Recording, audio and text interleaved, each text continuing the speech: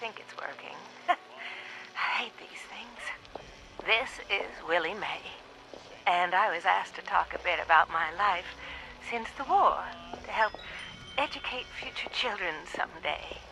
I think that's nice. I thought I'd just watch my programs and entertain the grandkids in my retirement. But that didn't turn out to be the case. I'm just glad they all made it to the vault in time, you see. When I saw it in a dream, I knew my prayers were answered. My husband Frank used to work in the mines. Just a bit before the war, there was news of tremors, and he didn't come home. I don't know what happened to him or why he never came home for sure. And between you and me, I'm fine with that. Since the war, I've just read my old newspapers and listened to music. It's very peaceful for once, which is just right nice by me. You ever hear of the Watauga Times Atomic Lottery? The winner got 10 years worth of Flamco mac and cheese, and Salisbury steak, and Nuka-Cola, of course. I played that lottery for 20 years, and I finally won the month before the war. It lasted only 8 years, though, but who can you complain to? By the time it ran out, I had heard the responders' radio broadcast, so I went out to find them and get supplies. Bless their hearts. Well, I'm going home now. For a bit anyways. How do I turn this thing off? Oh, blast these things. Not this button. Not this one. Oh, oh, here it is.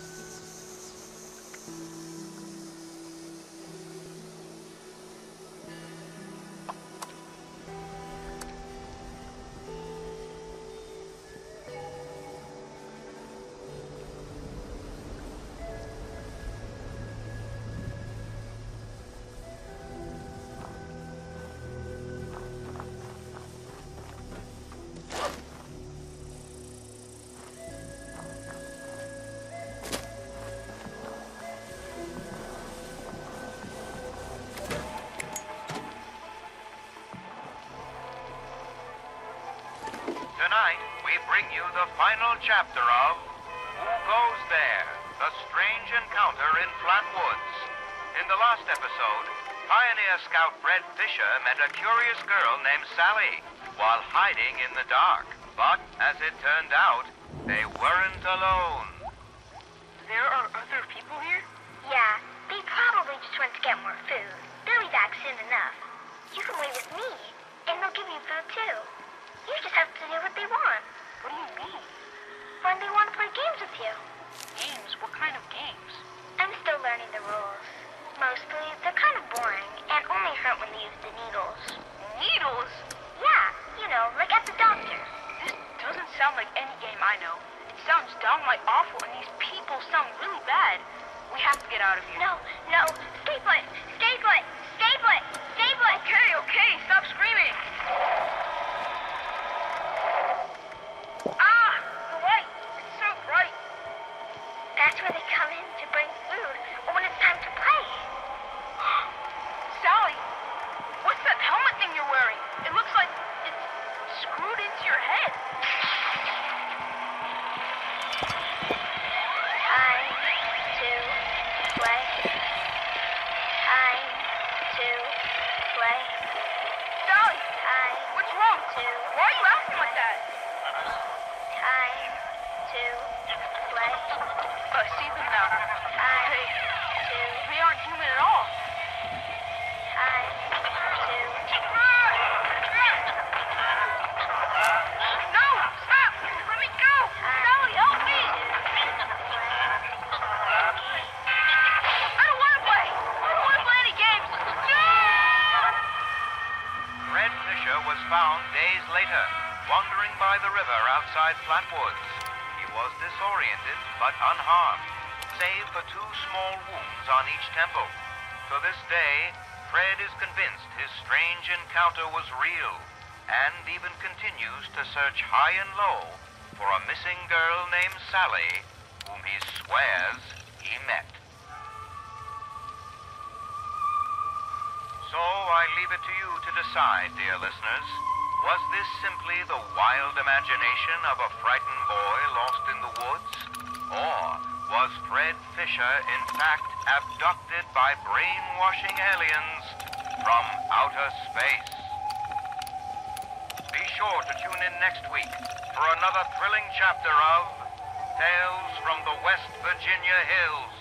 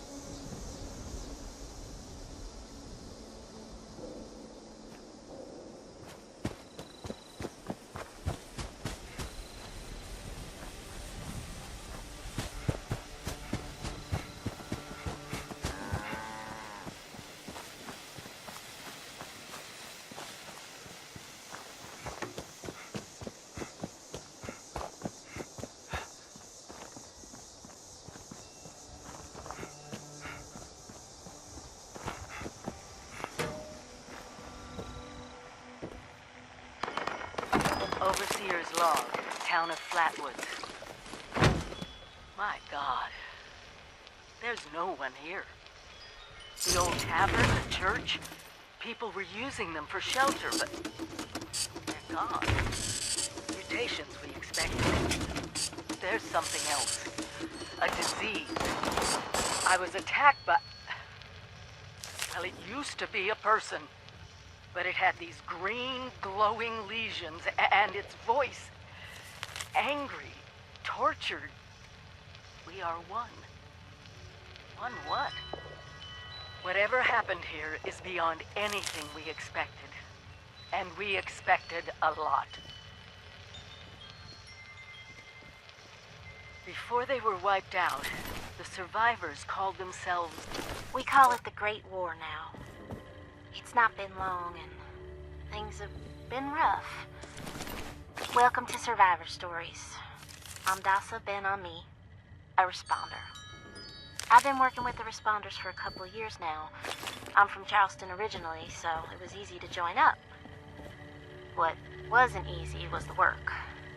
Rebuilding Appalachia from the rubble while survivors flock to us regularly from all over. Human beings So many have again. come and gone.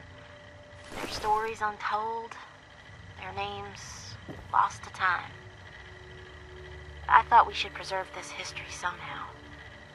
I've decided to ask people to record their thoughts, their stories, anything they want to preserve forever. I'll call this series The Survivor Stories. I'll start with me. I was an anthropology PhD student at Vault-Tec University, final year. I was printing my thesis when I heard the sirens. I thought for sure my father, a Vault-Tec employee, could take us all with him, but only 2 reservations came through. I refused to go. With my little brother, he went to the vault. They could not persuade me, though they tried. In the end, I pushed them inside it, and that was it. After that, I went back home to Charleston and, well, survived. Eventually, the responders formed, and I signed up right away. It was so hard. The flood was devastating. Relocating to Morgantown Airport and now Flatwoods has been... I remain optimistic. Been with them now for, I guess 2 years. We have big plans. We can do so much to help. Maybe, just maybe, we can rebuild enough to be okay. And in the meantime... Hi. Dasa asked me if I would talk about, how I got here. She asked everybody, so I said okay. My name's Colonel, and I'm 13 years old. I just wanted to say I'm sorry. I'm sorry for everything. The bombs and the messed up people and the cows with 2 heads and all of it. I was bad. Just bad. I cheated on my spelling test. I kicked Chip Wilkins in the shins until he cried. I pushed Rosie McCloy down the stairs. I cut holes in the bottom of all the gym shorts, and I put glue in the mashed potatoes in the cafeteria.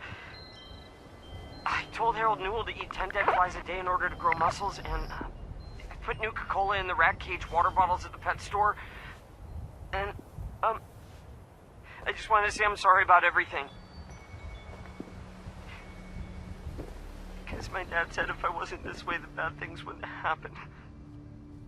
I haven't seen Daddy since the bombs, and I guess he left because of that, too. It's okay. I'm trying to be good now, though. I'm not old enough to be a volunteer, but Dasa said I could help collect food and water, so I'm getting better, I promise. And, Daddy, if you're listening, I promise I won't be bad anymore, so you can come back now. Okay? Okay. Bye.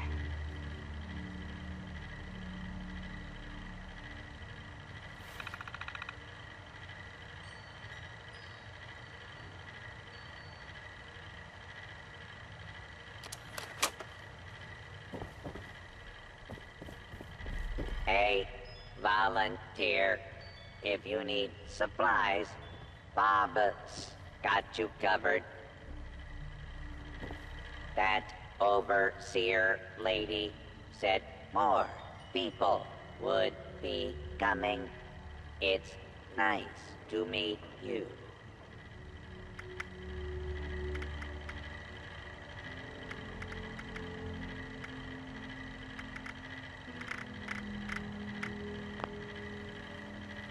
With smarts and a little luck, you'll do just fine out there.